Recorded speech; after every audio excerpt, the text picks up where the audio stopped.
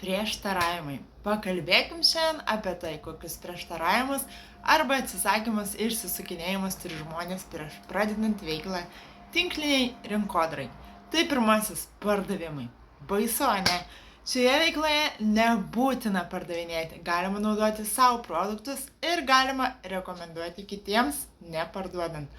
O dar jeigu nežinot, tai pasakysiu, kiekvienas iš mūsų esam pardavėjai, nes netgi filmo ar knygos rekomendacijos tai yra jau pardavimas. Toliau, laikas. Žmonės įsivaizduoja, kad šioje veikloje jie neturės laiko, bet ar skrolinti randat laiko?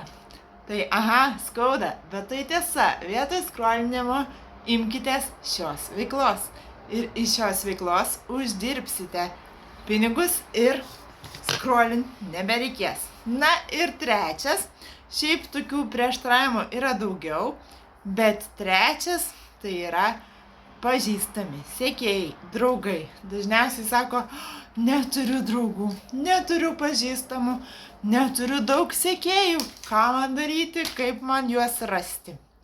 Tai socialiniai tinklai.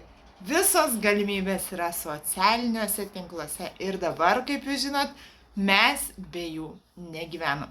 Tad štai tokie 3 prieštaravimai, kurie būna prieš pradedant veiklą. Yra jų ir daugiau, netgi 9, vakar išsiaiškinom seminare, tad jeigu norėsit daugiau, pratęsiu arba rytoj, arba kitą dieną.